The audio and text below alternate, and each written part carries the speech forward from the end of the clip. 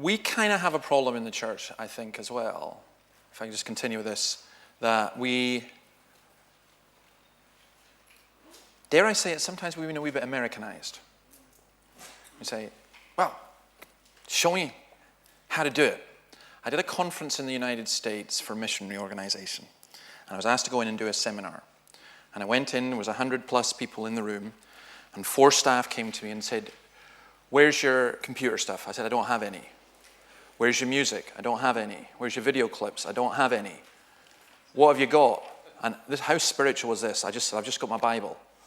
I said, I'm doing a seminar. Now, I didn't realize that seminars in most places and conferences normally mean you're not the main speaker, but you're still giving a talk. To me, a seminar is when people interact. So that's what I'd prepared to come and do. And what I did was, I got them to split into groups of 10, and I asked them to imagine, they were meant to be European missionaries, to going to Amsterdam and doing a 2-week mission in Amsterdam. Could they tell me what they were going to do? And I said, please remember, I'll be devil's advocate with this. So the first group came, I gave them 15 minutes. And the first group, I said, right, go. And they said, well, what we're going to do is we're going to go to Amsterdam, we're going to open a coffee shop. And I started laughing because I said, I couldn't believe it was such a good answer to start with. I said, to illustrate my point, I said, you do realize what you've just said. The last thing that you're going to get in a coffee shop in Amsterdam is coffee. A coffee shop in Amsterdam is for marijuana. And I said, you've just said you're going to go and sell drugs for Jesus in Amsterdam, which is, it's an interesting way of doing it, and it may work. But anyway, we carried on like that for 45 minutes. Just they suggested things, and I went back and forth. Anyway, afterwards, this lady came up to me, and she said to me, I need to talk to you. I said, that's fine. I said, we'll go to the next main session, and then we'll have a coffee afterwards. No, now. So she was one of these very forceful American ladies who's into submission you have to submit to. And I said, okay, I'm going. I'll come with you. Come on, let's go talk about it. So we did, and I said, you're obviously upset. And she said, yes, I am upset. And I said, well, I apologize, whatever it was. And she said, look, you've got to understand, I'm American. I said, yeah, okay, I've got that far.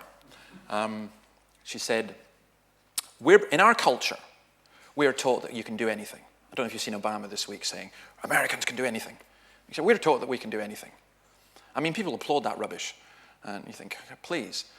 But anyway, she said, we're taught we can do anything. She said, I understand what you did. She said, I understand, you know, you trashed our suggestions and so on. And I said, well, look, the devil will do a whole lot worse than me.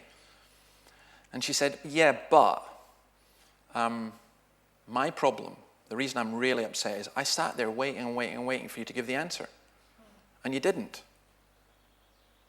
And I said, that's why you're upset? She said, yes. And then the thought has just struck me, and she said, it's horrifying. You didn't give the answer because you don't know the answer. And I said, yeah, you're right. I wouldn't have a clue.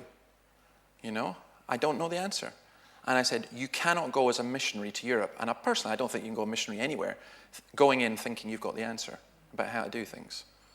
So I think we've got that mentality. Show me something that I can do that will make an instant difference to my church. And I actually think the thing that will make the biggest difference is you get a better understanding of God, you get a better understanding of His Word, you get a better understanding of the situation. To me, almost everything then flows from that. Having said that, we're now going to go on to look at some of the things that we can do. And I want to give you, if I can give you that, and then if you can just pass those along. This is a leaflet, or a wee booklet about Solas. I'll explain it in a moment, and also I'll give you that leaflet. I think there's enough for each, and you can keep them and give to others. Solas means just the word, it's a Gaelic word that means light. Because of the New Atheism, because of the Da Vinci Code, because of the Dawkins letters, I'm not going to go into all of that. A man called Gordon Wilson, who used to be the leader of the Scottish Nationalist Party, came in to our church and came in to visit, and he's still with us, he and his wife, and they're wonderful. And he asked to see me one day, and he said, David, I think the message that you have got is absolutely fantastic. And he said, I want to tell you, this is a very interesting insight, actually. He said, in the Scottish National Parties in the 1950s, we planned for a Scottish government 100 years from now. One thing I can observe about the church, you don't plan long term. That's true. I don't think we do. The second thing he said was this. You've got a fantastic message. He said, we've got a Scottish government, that's brilliant, but your message is more important, but you're rubbish at getting it out. And he said, I don't mean you personally. He said, I mean the church. He said, how come we haven't heard this? And that is the one that really, really bothered me. And then he said, and you have to stop running around like a headless chicken. You need to let the mountain come to Mohammed. And I said, Gordon, I know you're newish to the church and Christianity or whatever. That's not great theology, you know. But he said, I said, I know what you mean. And he said, look, and this by the way, is my view, that we do not need in Britain a Ravi Zacharias or a Billy Graham. We need 10,000 of them at least. And in our churches as well, we need just instinctively people who are going to bring other people. We need to train our people to be evangelists. So he suggested, why don't we set up something that will have several aims. One will be to get into the secular media. The other will be to train Christians and encourage Christians to do the evangelism, and mainly, often by example. And the third will be to provide resources. Now, I will come back to that last question, where can I find Jesus, later on. So we set it up and we got going, and one of the things that's important to understand, this was not set up as David Robertson Ministries. I stayed as pastor of my church. My elders agreed that I could do 2 days a week with this, 4 days a week in the church. And the Lord blessed us as a church as well, I think, because of that. God has really encouraged us and blessed us in different ways. We've moved out of our church because we got offered a building. I think it was a Barclays building in an industrial estate that was 50,000 square feet, and Barclays couldn't sell it. They closed down. They couldn't sell it, so they avoid business rates. They gave it to a charity that does this kind of things, who offered it to other charities. And we went in and applied, and we got, I think, about 5,000 square feet. So out of that, we built a recording studio, and we've got offices, and we've got training and so on. God sent us a brilliant guy who helps us do videos. We've got a couple of guys who work with us. We've got an American missionary who's tremendous, who is our kind of European director. And we're just this wee organization trying to encourage Christians to get involved. And these were the areas that we put up. Now, this is just typical of me. This is my fault. Are we doing all this? No, I just thought, right, I'd like this, and this. There's actually another couple I would add on there as well, Islam and one or two others. But I thought, we're trying to engage the whole lot. And the thing that we're saying is it's church-based, persuasive evangelism. We don't call it apologetics, because that carries all the wrong idea. But it's church-based, local church-based, persuasive evangelism. I do think that obviously interdenominational organizations do a tremendous amount of good. But I would also suggest that in my ministry, I've noted that as the number of Christians has declined in the country, the number of organizations has increased. And it seems everyone has a ministry and everyone does this. And I think a lot of people are not prepared to invest in the church, and so therefore invest in other things. And a kind of mixed, weird ecclesiology, frustration with their local situation, a little bit of personal empire building, lots of different things, all come in. And it's meant we've got a very, very, very confused situation, and a very weak and divided situation in the church in Britain. And I do think one of the things that the Lord is doing is shaking us up and saying, sorry, you've got to get together. That's why gospel partnerships are such great things. I also think that we shouldn't be reinventing the wheel. One of the sad things I've noticed is how much Christian organizations compete with one another. It's like when I went to Dundee, there's a number of evangelical churches, not that many, but there was a number. And the obvious way to grow your church was to attract evangelicals who moved into the city, people who are already Christians. It's the easiest way to grow your church. Well, how do you do that? You do that by competing with other churches. And that's deeply within, and to me again, I've seen that in the States. I remember in Memphis, I went down one street, and the minister with me, he said, it was like every second building was a massive church building. And he says, yeah, it is a kind of church lane. And I said, well, what about that one? He said, oh, that's the Anglican. I said, well, they must have thousands of people in that congregation. He said, no, they've got 300. I said, well, look at the size of the building. He says, yeah, it's got a basketball court, it's got a school, are all the churches like that? And he said, yeah, basically. I said, why? He said, because if we didn't provide a basketball court and different things, then our families would just go off to other churches. So what's happened is churches, instead of evangelizing and reaching out amongst non-believers, are competing for a declining pool of Christians. And I've seen, even in the Scottish Highlands, when I went to Brora, the elders there said to me, oh, David, All we need is just a couple of evangelical families to move into the area. And it's not going to happen, guys. That's not how it works. What we need is 10 people per year, at least, becoming believers. And they're going, that's not going to happen. I say, well, okay, let's see. In the Lord's providence, that is what happened. But I do think we've got to think about what we're doing and how we reach out. And it does seem so impossible. But these are some of the suggestions, anyway, that we would go with. Society. Now, I'm using that as a broad thing, engaging with the community, engaging with society. And remember, everything I'm thinking here is about evangelism. Road to recovery there is a tremendous kind of Alcoholics Anonymous with a much more Christian emphasis. Things like family support, dealing with issues like politics, Christians in politics. I wonder how many of your churches obey the injunction to pray first of all for kings and those in authority. It's an interesting one. Do your people know who your MPs are or your councillors? Do you pray for them? Because then I think that's important. I mean, they should be up on the wall with your missionaries because you're told to pray for them. It's interesting, just a long, long time it's taken, but I've got more and more contact with local politicians, and I just simply say to them, we do pray for you. And we've tried to encourage political involvement. Now, the danger there is, of course, you try and identify Christianity with one particular part of politics. I had a friend who came to work with us, and he said, I was a junkie in the United States. I was a heroin addict. I was a Democrat. I was this, that, and the other thing. I was converted. I became a Republican. Okay, how does that work? And there is an equation of sometimes, they used to say the Anglican Church was the Tory party of prayer. Well, it's certainly not that anymore, at least not amongst its bishops. But you get people, conservative evangelical means conservative politically, or you might say, well, if you're going to be a real Christian, you've got to be socialist. I think that's just daft.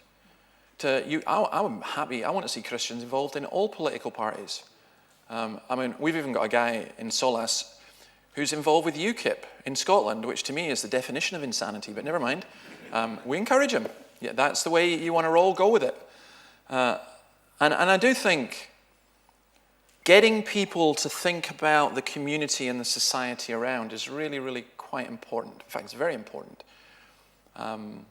Regularly praying for what's going on. If we only are known as a church that we complain when a sex shop opens up in the same street as us, there's something wrong. So that constructive engagement with politicians, it's like somebody at the BBC told me that, most letters, of course, written in there are letters of complaint. But I've done some stuff on the BBC, and some people actually wrote in and said, thank you. That actually made a big impact on their producers.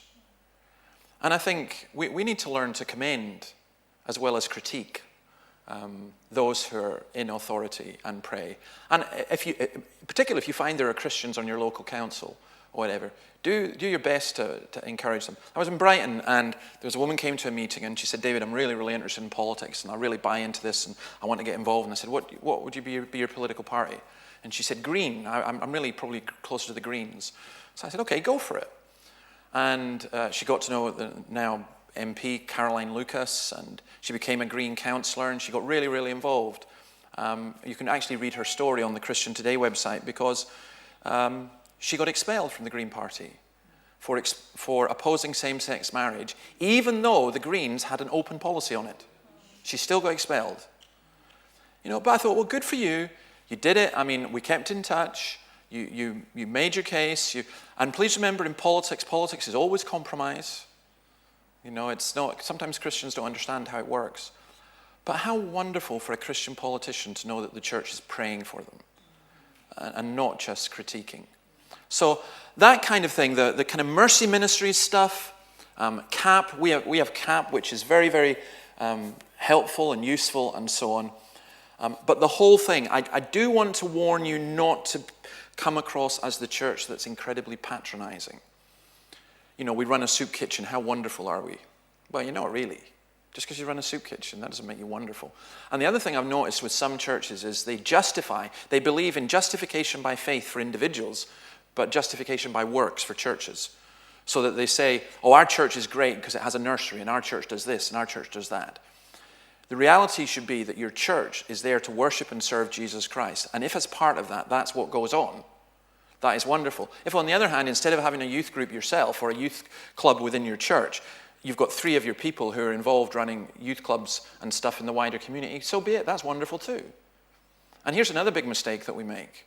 Some of us, you probably don't, but I did, so I'll just confess my own. I pray for missionaries, pray for people who are going off on missions and so on. And one guy came up to me and said, David, I run a lot of the local council. He says, how come you've never prayed for us? And I said, you're right. You're right. You know, the lorry driver is a missionary in that sense. You know, and I think, again, it's part to just learning to pray for one another and support one another, the work that we're doing in society. We're there. I love Tertullian's great statement where in his Apologia, he says, when the sun is shining too hot, you blame the Christians. When it's raining, you blame the Christians. You say the Christians to the lion, the Christians to the lion. And he says, what? All of us? We are everywhere. We are in your, we are in your shops. We are everywhere except in your brothels, I think is what he says. We're in your businesses and so on. We are in your palaces. And I kind of love that aspect of Christianity. I remember going up to Stornoway one time. Maybe Stornoway is a wee bit different. And Richard Dawkins was going to be there, and I was part of a book festival at which he was at. He was on the same plane. And I got off the plane, and the person at the customs thing said, praying for you, David. I thought, oh, good, that's one. I said, sorry, Richard. You know, and then I got one of the policemen said, go on, David. I was going, thank you, that's another one. Even the woman at the reception of the community centre said, oh, I was just praying for you. And so I thought, it's great, it's Christians everywhere. And you'd be quite surprised. We think, oh, is there anyone who's not bowed the knee to Baal? Yeah, there's 7,000. Maybe a whole lot more. So get involved in society. Science. I think this is one that we miss out on. The science-faith interaction, the apologia of science, challenging the claims of scientism, Christians in science, and so on. People will say, I believe in science. Say, well, you need to come to my church because half my congregation are scientists or doctors or, you know, doing it involved in science. And I do think there are different ways that this can be done. At the moment, we're doing a project entitled Scientists in Congregations, where we've got different people to come and do a lecture on a Monday night, maybe once every 3 months. And I'm really intrigued at how many people come. It's been good, really, really good so far. We've trying really hard to dispel this myth that faith and science are opposed. We have some books that we would give to people. John Lennox's, for example, has God's Undertaker, has Science Buried Religion. It's a great book, and there are others like that as well. I have to say the worst meeting I've ever had in my church was an organization that came and wanted to speak on science, and at that point we only had 40 people. And we have a big Wellcome Trust research, 300 top scientists from all over the world next door. So I thought, yeah, let's go for this. And the guy came and I said, now I know that you're Young Earth, but I don't want you to stand up and do an in-house argument about Young Earth, Old Earth amongst Christians here. I think we'll get quite a lot of non-Christians coming. And he completely ignored what I said. He stood up. There was 100 people, which was tremendous. And it was the worst meeting I've ever been at. He got absolutely massacred by a French atheist scientist who just destroyed him, and he didn't even see it. And I was sitting with my heads in my hands in total embarrassment. And afterwards, I spoke to one of my guys who was a biology lecturer. And I said, what did you think about that? And he said, David, it was awful. I said, why? He said, well, I can't talk about chemistry and geology, but in my field, he was 30 years out of date. And he said, people were just laughing at him. And I said, okay.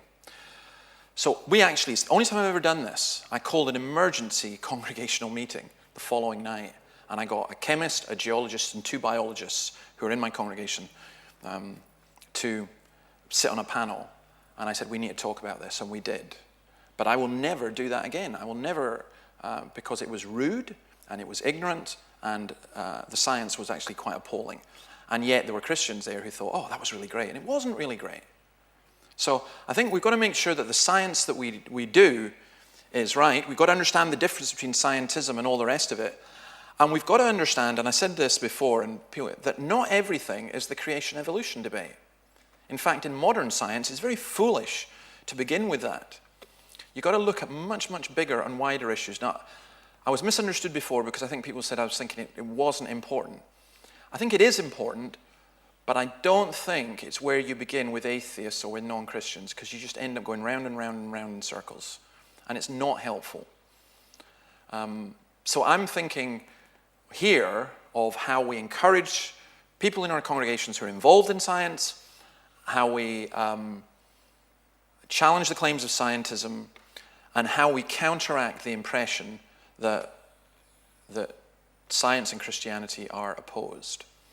I don't know if anyone wants to say anything on that. I want to recommend Test of Faith, which I assume you know. Yes. Produced by the Faraday Institute. Yes. And they have a lot of Facebook presence at the moment. Yeah. And also some written material which you can use in small group discussions. And it's quite flexible. It is good stuff. I'll add one slight word of caution. I was involved in that and asked to review it, and it's very strongly theistic evolutionist. It was. I asked them to adapt it a little bit because I said there are Christians who have different views, and again I just thought they were making the same mistake of pushing one particular. So to be fair to them, they did, and I would recommend it. There's another one, absolutely tremendous, called The God Question. And this is a man who's a real visionary, Ian Morris, who spent over £1 million producing this series, which was television quality, and it's actually been sold all over the world onto secular television. Now, we don't think they're trying to get BBC and Channel 4 to take it. I don't think they will. But The God Question is brilliant, and you can get the DVDs of it, because it's like half-hour programs looking at things like the human brain, creation, evolution as well, things like that. But it's about as neutral as you can get. But it's a fantastic discussion starter. It's got people like Richard Dawkins and other atheists on it, as well as other scientists who are not atheists. But it's a great discussion starter.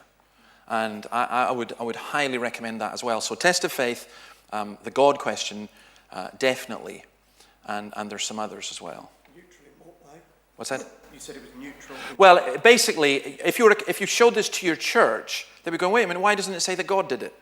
Because it doesn't. It asks all the questions. Now, as a Christian leader, you should be able to, but in that sense, it's very, very fair. It's not, you could never watch it and go, this is religious propaganda. And that's also, by the way, it can be used in schools. Because the key thing for us is to get the question raised, because the extreme naturalistic evolutionists, creationism, that's like pedophilia for them, and they horrified. Absolutely horrified, and say, well, wait a minute, guys, can people even ask questions? No, you're an idiot. And I just say, no, let's let people ask questions. So, yeah. In a sentence, what do you mean by scientism, please?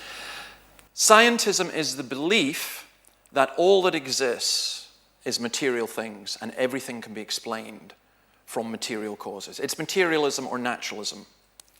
It is, and therefore, it's someone like Peter Atkins who will say, everything can be explained by science. By empirical science, and that only works if everything is material. It's not. This may seem a slightly strange question. Do you expound Genesis from the pulpit? Yes. In fact, can I highly recommend you go onto our website, the St. Peter's website, and go over to the sermon archive and get Sinclair Ferguson's sermons on Genesis 1 to 3. Again, it was very interesting what he did. He didn't go into all the scientific questions, which was fascinating. He believes, as I do, that Genesis 1 to 3 is the inspired word of God. And yes, I think you have to teach it.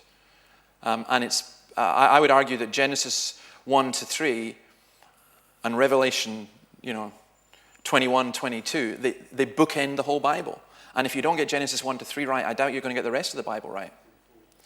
But having said that, I still think you're going to get Christians who will disagree about the science of it. But I keep coming back and saying Genesis 1 to 3 is not a science textbook. It's not myth. You know, it's not myth, but it's not a science textbook. And for people to turn it into a science textbook is just, I think that's an abuse of Scripture, you know. So I'm in this position where I believe that the Bible is the Word of God. I believe Genesis 1 to 3. And yet there are aspects of how life began and stuff I don't know the answer to, but I don't think Genesis 1 to 3 answers that. And we shouldn't try and make it give answers where it's not doing that. But I think it's a big mistake to say Genesis 1 to 3 is myth as well.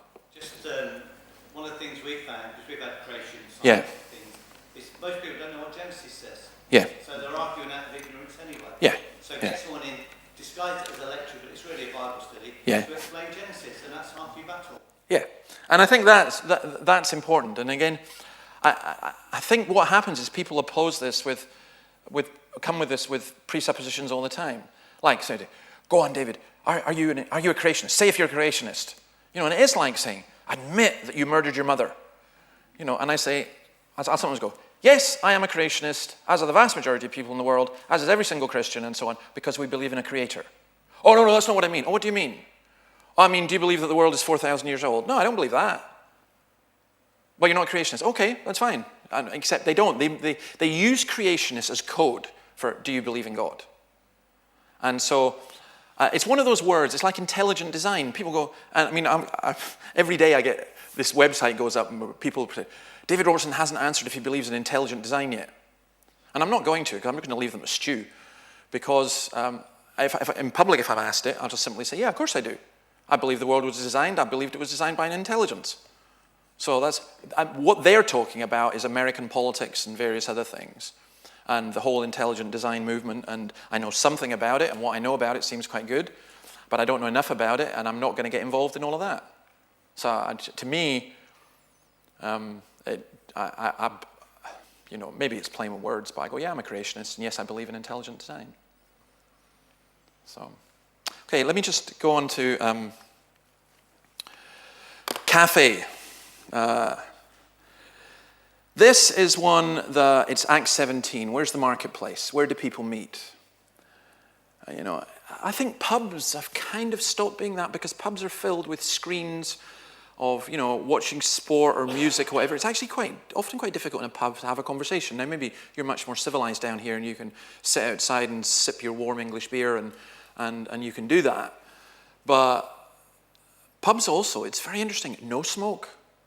What a great thing that's been for cafe culture. Because in Dundee in February, you've got people sitting outside drinking beer or doing, you know, cappuccinos and lattes and stuff. Why? Because you're not allowed to smoke inside, so you have to smoke outside. So it's freezing and you're sitting there and you're going, you know. But basically, we've got this whole cafe, there's coffee shops opening everywhere. You know, I mean, I'm getting fed up of paninis and stuff, you know. But that is where people go. And we've done this thing. I don't have any of the books with me. I've been doing coffee shop evangelism for years. And the guys at Solas said, David, you've got to write this down. You've got to write this down. I said, no, I'm too busy doing it. And I will do it. But I never got around to doing it. So one day they came in and they said, come here. And they took me upstairs and they sat me in front of a camera. And they said, we're going to ask you some questions. And they asked me the questions about doing coffee shop evangelism. And they transcribed it, edited it, put it into a book. We published it ourselves. And I'm amazed because we've had to reprint it twice. It's just a very simple idea. Even the smallest church can do it. You go to a local coffee shop, for me, one that preferably you use, that you've got to know the owners, and you say, look, I'd like to do an event here. What do you want to do? You know, a quiet night perhaps, because maybe it's a small shop, so we'll take it over. We'd like to have someone come in and speak on the God delusion or something, or sex church in the city, or, you know, God and science, or lots of different themes. And sometimes it's quite good to say we'd like to have someone come and speak about their book, because they understand that, and it's almost like a book signing, which I hate book signings, but I do them because that's what they expect. And you get someone who comes and speaks for 20 minutes, maybe 30 minutes. People have coffee and so on, and cake and things like that, and then people just ask questions for the next hour. If it's well organized, it's well prepared, it works. I've done it in small villages with a coffee shop that could seat 16 people. It was wonderful. It was absolutely packed. And people just very intimate, people asking questions. I've done it in much, much bigger venues Remember one church phoned me up, and Church of Scotland guy phoned me up and said, could you come and start our Alpha course for us with a kind of outreach event? I said, yeah. I said, where do you want me to do it? He said, in our church hall. I said, no. And he said, well, what do you mean? I said, well, your church hall, you're just going to get the people in your church. I know that. I know where you are. I know what it's like. It's different if you knew you'd get on. I said, do you know anyone? Have you got any connection at all with a hotel or a coffee shop or something in your town? And he went, oh yeah, one of my elders owns a hotel. I said, right, okay. Ask him, can you do a dinner event or some kind of event, and I'll speak at that, and then launch your course after that. And he did. It was absolutely packed. And loads of people signed up. Yeah. So if it's filled with Christian people from church, or would it be filled with people in the hotel? No, that one was basically the Christian people are going to come from the church. The trouble with a lot of evangelistic events is they're almost solely Christian, which is a bit self-defeating. So the key with these kind of things, quite often a church has never done this, and so they do it, and they'll ask me to come, and I'll go and do the first one, and I'll tell them to get other speakers if they can continue them. But you get the minister, you see, and this is what ministers are like. We like to be successful, and especially when someone's visiting, we don't want them to think that we're duff. So we've never done this before. We've booked a venue that takes 60 people. So far, we know of 5 who are coming. So they'll phone me up and say, oh, and I'll say, guys, I need you to do me one big favor. Please do not phone around all your friends and get them to come. So it gives the impression of success. There's a church in Bedford who taught me a lot. They were great. It was a New Frontiers church. Because I went for them, and first of all, I was amazed that they were charging people to come. I said, you can't charge people to come and hear the gospel. And they said, no, it's a free cup of coffee. So, well, you charge them. It's not free, but never mind. I said, okay, fair enough. You know your own constituency. I couldn't see it. Our people paying. But actually, they were spot on. Because here was the thing. People had to buy tickets. They knew how many people were coming. And they... people valued it. See, if you say to someone, do this, you come to this, it's a free event, they're going to say, okay, well, it's free, but there's no free lunch. They're trying to do something to me. But if they're actually paying for it, they go, okay. So that was one aspect of it. The other aspect of it for them was brilliant. They said to their own church people, you can't buy a ticket unless you buy 2. And one of them has to be for a non-Christian that you're taking with you. And as a result, I think they moved 3 times because it was just absolutely packed. But it meant that half the people coming were not Christians. Sometimes, there are a lot of people who will go. I've done more open events in that, for example, in Leeds, in a big Borders bookstore, I did a kind of event. I think it was the Dawkins Letters, actually, a book signing and stuff. And there's about 50 people came. But the bookstore itself, there were hundreds of people milling around. But my voice was going out over the PA system. So everyone got to hear the gospel. I thought it was fantastic. And of course, people came up and started firing in questions a wee bit more aggressive and so on. Actually, that one, an example of the perils of what you do, because this is a horrible image, but for me, doing this kind of thing is like standing up naked. Because people just come with all different angles. And in the Leeds one, I remember this guy stood up and he said, what do you think of presuppositional apologetics? And I thought, you're kidding me. And he'd actually driven an hour to come and ask this question of me, And I just looked at him and thought, this is an outreach event and you're asking me a question that even amongst Christians, maybe only 5% will know what you're actually talking about. And it's not relevant at all to what I was saying. So I just looked at him and I thought, and this is my fault, because it's the way I work, I just looked at him and said, I think it's okay, as long as you don't take it too seriously and keep taking the pills. And you don't say that to somebody who's that serious. And he just got really angry. And I said, well, you're going to have to wait till afterwards. Talk to me at the end. And he did talk to me, and he said, you come all this way from Scotland, and it's pointless because unless God is at work. I said, I know that. But what if God sent me? What if he works through me? Well, why did you come? I was really angry with him, actually. I was thinking, I'm here to evangelize, and you're here to go on about a theory of apologetics, which actually I basically buy into. But I just thought, So sometimes you get that. You get all those different kinds of things. But the key, I would recommend the Quench book, and email me and we'll send you a copy of it. I think it's about £3 or £4, but we'll give it you for nothing. That's not the issue. I think almost any church can do it. Sometimes you can do it as we did here on Saturday night in the church, and I think that was okay, Phil, do you think? You know, this is a good venue. You can set it up as a cafe thing. You're still got the problem that people go, I'm going to church. So, you know, that's, if you don't have a facility like this, but you can, most coffee shops, obviously, not Starbucks in, Leicester Square or something, I don't know. Not one that's going to be really busy anyway, but a lot of them are really happy to get the business because what they're looking for is footfall. They're not so concerned about what they sell. They want people into their shop, and that's the one. And if you're bringing 40 or 50 people in on a quiet night, they're very happy. Yeah. We're part of the Cafe Church Network, which has actually got a national agreement with Costa. Yeah. So if you go to your local Costa, they are almost by policy bound to say yes Yeah. to your approach. Yeah, Costa, and also I think Cafe Nero are very, very sympathetic to it. Starbucks less so. But also your independent coffee shops love it. Not always, but you can soon find. And a key part of that is, by the way, relationship. The Sicilian cafe down from our church, we can do anything we want there. That's mainly because their pastor's great and I'm in there at least once a week. and I go, it's my second office. I take people there for coffee and we know the whole thing. And the other thing about doing it in quote unquote a secular venue is the staff get to hear the gospel as well. Because they got to be there. So, there's lots of advice I would give about that, but I say virtually all of it's in the book and it's actually worth doing. We do a kind of 2-hour training thing for people to help them. I think almost any church can do this. And sometimes it doesn't work. But actually, I think out of, I've done a couple of hundred of these kind of outreach events, because for me, that's my bread and butter. I love it. I just love it. And I think maybe 3 or 4 have been pretty disastrous. But the rest have really helped. Yeah. When you say anybody could do it, you've been speaking at these. Yeah. How about us speaking at these? There's your problem. And sorry, I don't mean, here's the key thing, quality. So your coffee's got to be quality, your sound system's got to be quality, your welcome's got to be quality, and your speaker has got to be quality. And actually that's quite difficult, because don't assume that because someone's a minister they can do it, because the whole key of this is interaction.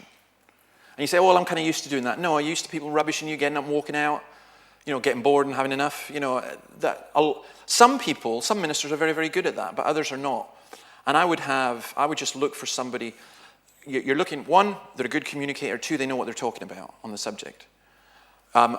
Almost always have somebody chair it who's used to chairing things, who knows exactly what they're doing. A great chairperson makes a phenomenal difference. So I think you've got to try and build up a database of speakers. We've tried in Scotland, so someone phones up and says, David, could you speak on science and religion? I say I could do it, but there's a limit to my time. But we've got Alistair Donald, chaplain at Heriot Watt. We've got various other people. They could do it. And I think you've got to look round and find your people. And I think the other thing you've got to start doing is start training people, because for me, I think it took me 25 years to train to do this, what I'm doing just now. So I don't expect people to do what I do, but I think you can adapt it so that other people can get involved and do things. The golden thing for a speaker at this level is that they have to be really quick to think on their feet. Really quick. In what ways? The one you said there's a few that have really failed. Yeah. Have been disasters. What sort of things? Well, there was one in Northern Ireland that just assumed that they thought, well, he's a speaker, he must be famous. So they didn't give any publicity. Well, you don't publicize things, don't expect people to come. That was just daft. There was a couple that had been in churches that people thought it won't work, so they didn't invite their non-Christian friends. I always say, what I'm looking for is, beforehand, I'm wanting people to pray, proper publicity, well-designed things, all that kind of stuff. What else? The congregation to be, or congregations, because quite often I do them as joint things with different churches. The congregations to be involved, where you're saying, right, you are going to invite your non-Christian friends. You're going to pray for them and you're going to take them along. And then the key thing for me as well is follow-up. I want to be able to say at the end, you see, I've removed some of the defeater beliefs, or maybe you've got thinking, well, you see that person, that person, that person, that person. I want you can go to their church and you'll meet Jesus. I need to be able to say that. You also need, when it's done, that people have to sit around tables, and there have to be Christians at each table who are prepared to continue the conversation. My job is agent provocateur in that level. I did one in Harpenden, which is kind of, like there's 6,000 millionaires in Harpenden or something, It's just because bizarre place. And I went to this cafe restaurant, and they charged 12 quid a head, and I thought, you guys are insane charging that. But it was completely sold out with over 100 people. And they actually had to put on an extra event on the Sunday afternoon in the Anglican church because there were so many people who wanted to come. The one in the church was free. It was just because it didn't involve, and they kind of had a light meal and things and the thing. And it was just incredible. But I then go away, or whoever's speaking goes away. It's the conversations that people have with their friends. That for me is, there's different types of this cafe evangelism. There's the almost naked one, where you're standing up in a whole bunch of strangers. And then there's the people bringing their friends. And I find the latter, the former I find more stimulating at one level, because you just boom, boom, boom, like speaking a gay bar or something. That's fun. It's really interesting. And then, but that one it works. I think the second one works a lot better. Doesn't God expect, on the individual level, Yeah. not someone Yeah. speaking, but on the individual level, going into a Costas or Yeah. something like that, do you not think God expects every Christian to be so burning with zeal to share their faith that it's bubbling up inside them, and that they just long to share Jesus? Yes, so much so that you have to be restrained, because if you stand up and say, hey, I need you guys to listen to this, but this is what happens. Here's another way in terms of coffee shop evangelism that I would talk about, which is a little bit more different. When we started doing this, and it was in Acosta's, we did it in Dundee, one or two other churches got the idea and they started doing things, but in particular, there was one group of guys who started holding their Bible study there. And they would just sit around a table, drink coffee, had their Bible. It was lovely to walk in and just see people studying the Bible. And my son, I'm quite a Sabbatarian, so I wouldn't have not gone this route. But on a Sunday morning, he went with two of his friends to a local coffee shop down from the church, had a bacon roll and a coffee, and they met together for prayer there and so on. And I just thought, this is great. All over the place, Christians are meeting in that kind of thing. So I do think, yes, you'll want to do that. Well, there's one time, I didn't do this. There's a lady started coming to the church, and she wanted to talk about some stuff. So we went to a coffee shop, except it was a kind of tea house. It was quite, and that moment when you're talking, everyone's talking around you, and suddenly everyone's silent, but you carry on talking. Well, she was saying to me, she said, David, I don't get the Old Testament. It seems to me like God blesses the Israelites, he saves them, chooses them, then they rebel against him, they screw up, he punishes them, and then he saves them again, and then they rebel against him, and then, and she kept going like that. And then she finished her sentence. She said, this is where it was complete silence. She said, I just don't get it. She said, those damn Israelites. I went, oh no. And the whole coffee shop was silent, waiting for me to answer. So I gave her the answer, and I realized as I was doing so, that everyone around was hearing the gospel. Now, I didn't do that deliberately. It wasn't a setup. But sometimes those things happen. I just think of one quick illustration. I was in a coffee shop, and I'd given a Christian book on the gospel to a man to read at his table. Yeah. And only a dozen, 20 people in the place. And he suddenly yells out at me 2 or 3 tables around, hey, what does substitutionary sacrifice mean, Jim? Yeah. And everything went quiet. And there was that glorious opportunity. We had to do it with Yeah, and you will get that. On the other hand, I was having a conversation with a friend from another Christian organization, and we were talking about how we reach people, and this man came over the table, and he said, I hate you people. You are the scum of the earth. So remember, by the way, when you're in a coffee shop having a conversation and you're sitting moaning about your minister or the church down the road, non-Christians are hearing that. And they're going, I don't want to be part of that lot. Just remember that. They hear everything.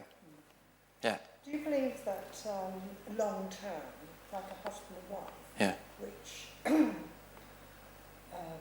go out together to witness in different places, like the marketplace, hospitals, supermarkets, garden centres, national trust houses, libraries, bookshops, that you can go out and gently witness to the individual, and also then begin to take note of these people where they live. You mentioned about your own church.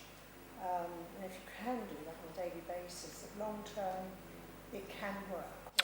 Yeah, here's how I would describe that. We had an American missionary come to work with us, and he was all set to do EE, evangelism, explosion, and stuff. And I said, no. So what I want you to do, you're going to be here 3 years. So for your first year, at the end of your first year, I'm going to assess you in this way. I'm going to walk down Perth Road, which is the long road beside our church.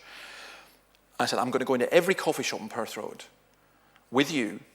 And if the staff don't say, hey, John, how are you doing? And start, I said, then you're fired, kind of, And he looked at me and he said, what? And he said, you want me to drink coffee for Jesus? And I said, yes. He said, that's my dream job. And I said, no, this is what I mean. And it's interesting because there was a furniture restorer, no, it was a chimney place there where they did, fancy chimneys. And I went in to get something, and the guy said to me, what do you do? And I said, actually, I'm the minister up the road there. And he said, he says, I knew a guy from your church, American guy, John, great guy. He came in here. He did this. He went into every single shop. And he just got to know people and do. And I think you do that, and I think you pray for people and so on. I think your desire has to be to communicate the gospel to them, but there's a time to be silent, and there's a time to speak, and you've got to pray for the wisdom to know when to do that. I do think there's a certain dynamic that occurs when people pour out of your church, and I love this, when I actually do see them going to cafes and different things and just sitting there talking. And sometimes they talk about football, and sometimes they talk about the Lord, and sometimes... But what I don't like is when people go into witness mode, where they're getting on with their normal life, and they're suddenly, I haven't done my hours witnessing, so right now I'm going to witness. It's so artificial. It's out of the overflow of the heart, the mouth speaks. And I do think it's important that we enthuse people in that way. So can I just go on, because I want to just give you, I'm not going to go into the same detail with each of these. Music. Atheists Ain't Got No Songs. Who's the American comedian? Steve, I can't remember his name. What?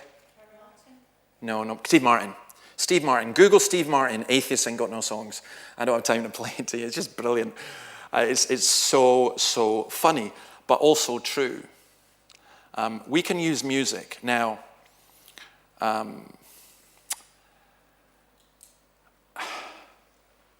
why would non-Christians go to a Christian concert? I wouldn't, and I'm a Christian. But they will go to hear really, really good music. Now, I use music in all different kinds of ways. I use music as illustration. I hear something, I will put it on. Leonard Cohen, for example, you cannot possibly understand Leonard Cohen unless you understand two things, sex and the Bible. Because 50% of his lyrics are about sex and 50% of his lyrics are about the Bible. And I use that all the time. There's a whole bunch of different stuff that you can use. But if you're going to have music in your church, and I think it's a good thing to have, and I'm not talking about worship bands, I'm talking about having a specific contact event, musical event. One, it has got to be good. It's got to be good quality music. And again, it's got to be well publicized and well organized. We had a jazz band from John Piper's church who played in a cafe down the road from us, and they were fantastic. And we had a guy out on the street, and he was just a natural evangelist, and he just brought people in. It was one of the best events I've ever done. The following night, we had them at the church. It was a disaster, because they decided to preach in between every song, and all of their songs were about martyrs. I was going to slip my wrist if I heard one more song about Christians being martyred. And people got up and walked out, because it was advertised as a jazz concert, and they came in, and it was like a service. Don't do that. Seriously, don't do that. We had a band called Sons of Korah come, and the Australians who do the Psalms, oh my goodness, they were just, musically, they were beyond brilliant. And the non-Christians who were there just totally loved it, because at a musical level, it was just A1. Or we had a bunch of Russian monks come and sang Russian Orthodox music, and then the second half they sang Russian folk songs. The guy, the basso profondo, had a bass voice that was so deep that the pews at the back were literally shaking. I've never heard anything like it. And there are people going, oh, I've had such a stressed day, David. That music was so spiritual. Well, we sing a cappella psalms as well, so I stood up at the end and said, this a cappella singing, it's really cool. We do it on Sunday, come along.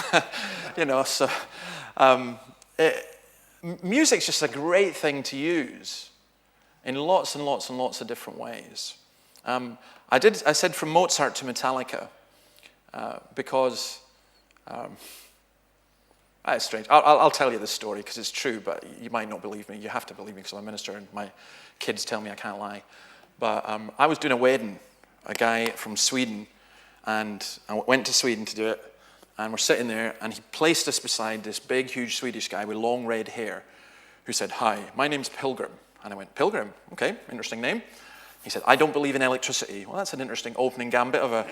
I said, "That's fine." He said, "I live in the woods in a cottage with no electricity, and we have water in the stream going by." And I said, "Oh, that's nice, Pilgrim." And I'm thinking, "Thanks, Henrik, for putting me beside Pilgrim." You know, and then he said, "I'm the lead singer in a death metal band." I said, "What?" I said, "Death metal." Like, no, it was not even death metal. It was a black metal band in a black metal band. And I said, "Not heavy metal, not death metal." He said, No, they're too quiet for us." I said, "Okay." And my first thought was, I said, "Pilgrim, what I don't understand is, if you're not into electricity, how do you play death metal, you know, or black metal or whatever, or heavy metal?"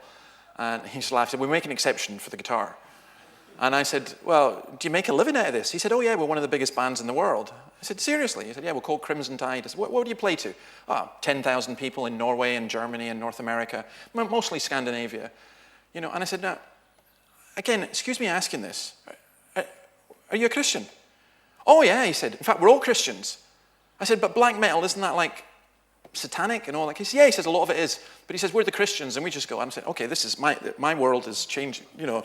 So here I am sitting beside Pilgrim, who doesn't believe in electricity, who's the lead singer in a death metal band or a black metal band, and you know, he sees it as a form of outreach and evangelism. I say, "Okay, don't judge. And he says, "What else do you want to tell me about yourself?" He said, "Well, I'm the only Reformed Episcopal priest trainee in Sweden." And I thought, at this point, all right, I'll just go with anything. Whatever I'm on, something's, you know, there's something in the food or something, but it's just amazing. But, you know, it's incredible how God uses music and can use people in different ways, and I think we need to think about that. Art, kinesis, be artists. That was a lecture that I give a lot around art colleges, Christians in art and so on. Just one warning about art, Christians and art. Please, please, please don't pander to the, "I'm an artist and the only people who understand me are other artists, so I need to have a Bible study with other artists because otherwise people just don't get me." Look, we're all artists. So when someone says that to me, I say, grow up. What you need to do is meet some more normal people and work around. But we need to encourage art in our congregations in different ways. And use art. We can really use art in all different ways. I don't see how you can go into an art gallery and not be able to proclaim the gospel. Even contemporary art, which I actually do like. Medicine. If you took Christians out of medicine in the UK, the whole NHS would completely collapse. We need to think about how we do medicine, what's involved. Some churches I know have started a nurses and community project where they get involved with local health, community, and so on. And there are medical ethics, things like issues like euthanasia. And if you're going to say you're against abortion, then you better act as though you're against abortion, which doesn't mean picketing an abortion clinic. It means supporting young single mums who've made the difficult decision to go ahead and have a baby, even when it's made their life really difficult. Well, you have to support them. You know, we have to look at how we do all of that. History. I'm a historian, so I love history. Got to go with history. Every single community in Britain has a Christian history. And if you cannot use that, there's something wrong. I know people who do historical tours, even around the village, and different things. We've got to be able to use that. By the way, you can email me and I'll send you this PowerPoint so you have the things. Media. Get involved in media, write to the local press, see if you can get a column in a local newspaper, be a contact point for the secular media. No, all church leaders should be trained in how to be interviewed by journalists. And there's development of high-quality Christian media, including social media. If you're going to have a website, make sure it's always kept up to date. If you're going to be on Facebook, 95% of my congregation are wired in that sense. So Facebook is, for us, the easiest way to advertise events. But remember, it's a simple thing. all social media is public. So don't put stuff on there that you wouldn't shout out in the street. You know, you can use it. Now, to give you this, can you take one, pass the rest along? This is I'll tell you about this magazine in a moment. You'll see there up on the media, we use a Quantum of Solace podcast, and I started blogging, and I hate blogging, I hate Facebook, I hate Twitter, and I use them all. Because for me, I play in a chess club, for example, and half a dozen of the guys follow me on Facebook, and a third of my posts are about Christianity. Not all of them. And people, it's the kind of marketplace. But the blogging side of it, I'm amazed how many people actually read the stuff. Let me just say something about philosophy. We need to help people think about what we're doing. And the church, I think you all know the importance of the church. Our churches, by definition, have to be contemporary because we're in a contemporary society. We're not back, you know, in the days of Francis Drake. We're here, and we need to think about how the church is God's instrument for outreach and not for self-preservation. But I'll go back to the magazine, tell you something about that. I had a regular subscription to a newspaper. I got so fed up with the Scotsman and so on, because it seemed to me to have more and more columns and so on, columnists, and I went to the editor and said, look, I'm going to cancel my subscription after 20 years. And I said, I'll tell you why. Because I want news in a newspaper. And you've just become a lifestyle magazine for the Edinburgh middle classes. And he smiled and said, yeah, that's true. 50% of our readership are that. Our advertisers want AB people. So I phoned up a journalist friend and I said, where do I go? He said, go to the Telegraph. I said, that's not my politics. It doesn't matter. This guy was a socialist. And he says, not my politics either. But he said, Telegraph, best for news. And then a year after I subscribed to the Telegraph, it changed its policy and it's become a lifestyle magazine as well. So most newspapers don't really do news. And they're filled with advertising and lifestyle and everything. The Times is appalling in that regard. So I gave up. And then I discovered, what am I doing? I'm looking at The Economist, The Spectator, Private Eye, Prospect Magazine. I'm reading magazines. And here's an interesting phenomena, that quality magazines are increasing. Quality print magazines are increasing. Newspapers are decreasing. So then I thought, what about Christians? And to cut a long story short, last month we launched this magazine. We've decided to put a Christian news, arts, culture magazine that's not about the church, although the first edition paradoxically is, because it's about the church in Europe. That's what we wanted to do. We thought we'd make it European. We thought that it's not, although it's called Solace, that's because it's a cool name, it's not about Solace. We wanted it to be a coffee table print magazine that you could leave on your coffee table that people would pick up. The criteria was it had to be really well designed, really good artwork, real quality writing, from a Christian perspective about a wide range of issues. Next one's out in September. It's going to be on sex and sexuality, looking at things from prostitution in Athens to family life in Sweden to same-sex marriage in Ireland. Trying to have that, and our idea was it's a double window. It's a window for the church to look into the world, and it's a window for the world to look into the church.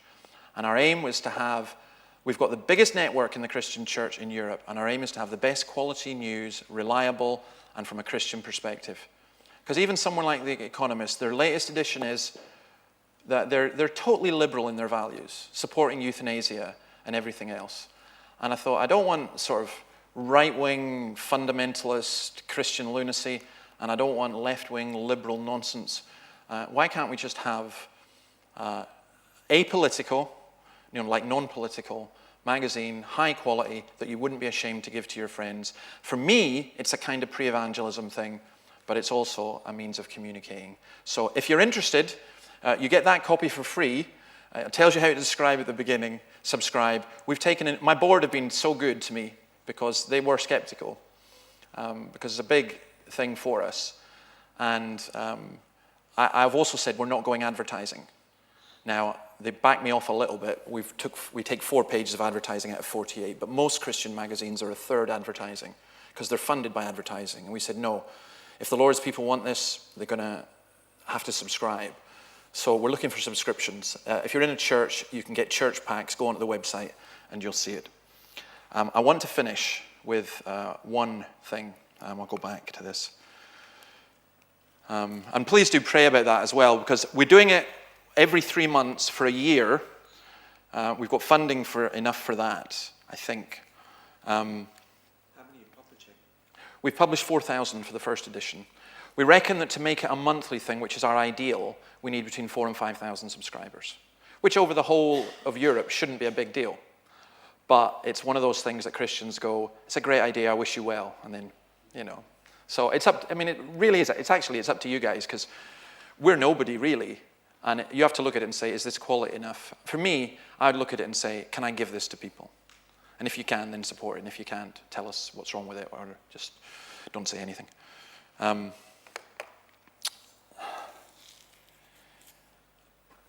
I want to finish just by thanking you for allowing me to be here. As I say, I always ask, why am I coming to these things? And I just really, really, really have got, it's a cliche, but I really do have a genuine passion to see the gospel being communicated.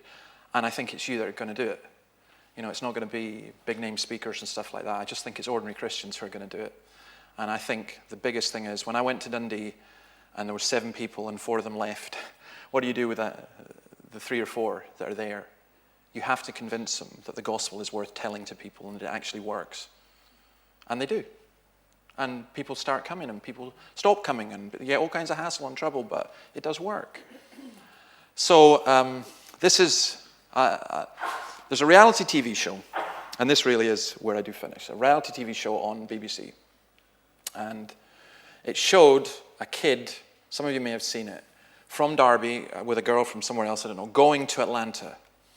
And it wasn't a parent swap, it was kind of like that. They were put in a family which was an African-American Baptist pastor couple. And this kid from Derby was homosexual, he was promiscuous, he was drug-taking, 17-year-old, everything, swears like a trooper. And he goes to stay with this African-American Baptist couple, teetotal, Jesus turned water into Ribena, that type of thing. And it was a train wreck. I thought, I shouldn't watch this. It's like a car crash. I shouldn't watch this. And I was watching, I was utterly fascinated. And I have to say, I had a lot of sympathy with the kid, because there were things that the African-American Baptist pastor couple did. I thought, oh, don't do that, don't say that, oh, don't, But do you know this? They were fantastic people. They loved that kid. And there's stuff they did I wouldn't have gone along with, but I thought, my goodness, you have got absolute hearts of gold. And how people cannot see Christ in you is beyond me. And then it was the most extraordinary thing, because the BBC were filming. You know how they do it with the camera, the voice behind, and they said to the kid, he's in the car going back to the airport. And they said, have you enjoyed being here? He nearly got thrown out twice and things like that. And he said, I have loved it. I loved it. He said, these people are great. And then he said this, they're really into this guy Jesus, aren't they? And then he stopped and he looked and he said, see, when I go back to Derby, where will I find Jesus? And I was so moved. I was sobbing my eyes out, because I thought, if he walks into a church, will he find Jesus? Where will he find Jesus? And I couldn't stop. And so I was editor of the Free Church magazine at that time, so I phoned up my designer and said, look, I want this done in the form of the Yellow Pages. So we did an article on where can I find Jesus, and it's kind of been a driving thing for me ever since. And here's the thing. This is what my theology tells me, and this is what I think the Bible tells me. I actually don't think that there are millions of people wandering around going, where can I find Jesus? I don't think that kid was, until Jesus found him, because Jesus found him in that African-American couple through a reality TV show that was being made to make fun of him, really, and them. And that's where Jesus found him. So this is what my challenge to you and to your church and to say to people is, there are all these people out there who are lost. How is Jesus going to find them? Well, he's told us how he's going to. It's going to be through us. And that's all our responsibility. That's what should burden us. That's what should cause us to get on our knees. That's what should cause us to cry out. I am not interested in Solas as an organization remotely. If it closes down tomorrow, it doesn't bother me. And even the church, actually. If my church turns away from this, I honestly don't want to be part of it. But I want to say, where will I just don't believe that God looks and says, I don't care about England. I don't care about the people. I think he does. And I think he's set us here to reflect that and to reflect his heart. So let me pray.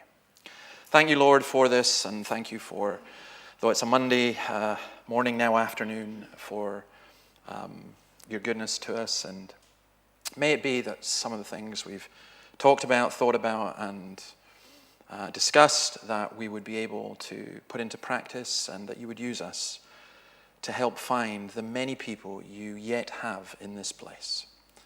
Lord, pour out your Spirit and bless us and encourage us and deliver us from cynicism or despair. Deliver us from the selfishness and ambitions of our own hearts, and instead enable us to seek your glory in all things. For we ask it in your name. Amen. Amen.